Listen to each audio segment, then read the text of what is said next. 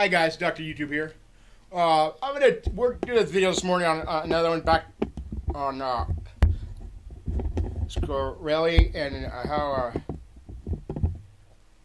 how things are. Dr. YouTube, Timothy Tucker, XCon TV. Check me out, guys. Larry, thank you so much. And buddy, you look better than you looked last week, so I feel better. good. Hope you're taking care of yourself. Thank you for coming on with us. Obviously, people have been calling, emailing, tweeting. Alex, where's Larry Nichols? When are you going to tell us what the Supreme Court justice said? When are you going to tell us what happened? Well, you've been busy and weren't ready to comment. You still say this person now that you talked to doesn't want to have what they told you discussed. But let's start with the black sedan last Wednesday? That was out in your driveway, that would drive away every time you went out there, but you got photos of it driving away. You say you called the police, they came out. Let's start there. Let's start where we finished. Well, technically what that was Homeland Security. And they told the police here that they had no jurisdiction over them and they could do any damn thing they wanted to do and pretty much let them believe that I had a one-way ticket to Gitmo.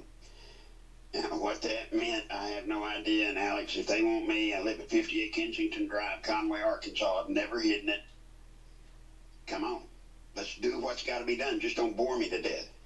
I think a lot of it has to do, Alex, with, how I end up in the middle of this junk, Alex, I never can figure out. But it has to do, I think, with some of the things that I was working on with the Scalia death. Now, here's what's coming. There's going to be an investigation. So many of the things that were given as evidence and witnesses' statements have turned out to be wrong. Erroneous, lies, whatever. There's fixing to be a serious investigation, and we're going to find out the truth about Scalia. Now, we may not find out about it through the mainstream media, but I assure you, I will know, and if I know, you'll know, and your audience will know. So that's coming. Now, what kind of got me in the middle of it is the guy that owns the ranch. His name is Poindexter. Alex, that's right, isn't it? Poindexter. Yes, sir. When I was with the Contras in Nicaragua, when we would fight in the southern part of Nicaragua, there you would team up with the Mosquito Indians. When we'd start being chased by the Sandinistas, we'd run across the border into Costa Rica into a safe farm, 5,000-acre farm, owned by John Hall. But he had a silent partner. Now, this is pretty dubious stuff, Alex, back in those days. This is pretty slippery stuff. Well, guess who his silent partner was? Poindexter. Not Admiral Poindexter, but another Poindexter? Another Poindexter. Matter of fact, it's the Poindexter that's got to do with the ranch. You've confirmed that? I've confirmed that. Well, look at his background. He was in very secretive groups like you were from the Vietnam era. Similar Army background. You're a Green Beret. He's connected to that. Then we've got the fact that he gets this special award created for him, given to him in person by Obama.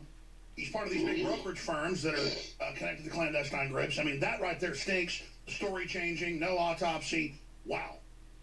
Yeah, I mean, it's gonna get ugly. And what they're hoping, and I'm talking about Obama and the people involved in this, they're hoping that this will get totally buried by the election and it'll just go away. Well, it's not going to go away. It's not. And we're going to find out exactly what happened. And as you know, and folks, just so that you know, I have not shared anything with Alex in private. I wouldn't. It's not fair to Alex.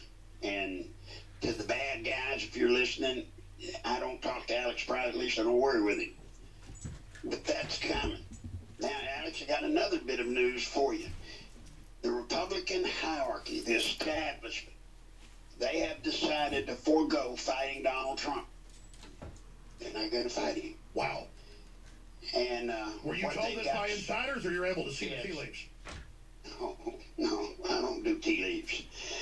What they're doing is they're setting him up for the convention. Now, I don't know how many conventions any of you have ever worked or been around, but I've been around a lot of them. The Republican convention, Alex, is kind of weird.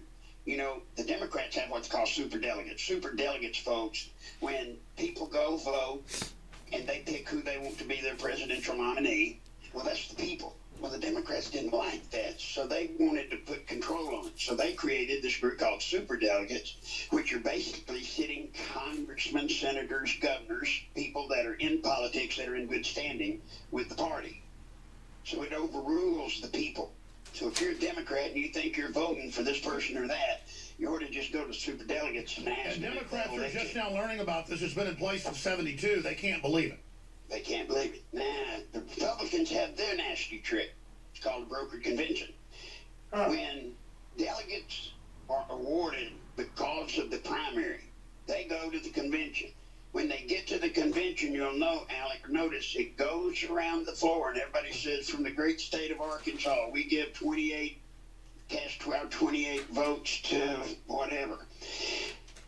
The second, if it's not 51%, when it goes around the floor the first time, the second time it goes around the floor, the delegates are released, Alex, from their commitment to their people. That's right, because they're claiming that there's a stalemate. Now it goes to the party insiders.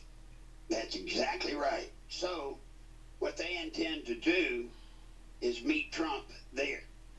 And folks, that's a tough one to beat, Alex, but we will beat it. We will beat it. Well, they tried to steal it from Reagan, and they said at least put George Herbert Walker on, and we're going to steal it. But he had such a landslide, but they were able to force Bush in there. Boy, that's why it's important for Trump to go in with a landslide of delegates, isn't it?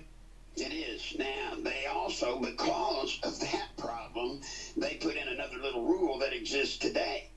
There are some number of states, I don't know, I'm finding out who they are, but there are some number of states that the delegates don't even have to vote with the will of the people the first round. That's their protection device. You know, if you conceivably, the way Donald Trump's going, he could get enough delegate votes where he wins the first round. Well, they're fixing to jam that up. They're going to jam it up on him. And they have foregone, they've given up trying to fight him. Now, that's coming. You know, Alex, they're doing everything, every dirty trick they can to enslave us. And this is all coming to a head very, very fast. Down to and including the replacement for Scalia. As you know, the Republicans, whatever you want to call them, the Republicans have said they're not going to entertain looking into a replacement for Scalia.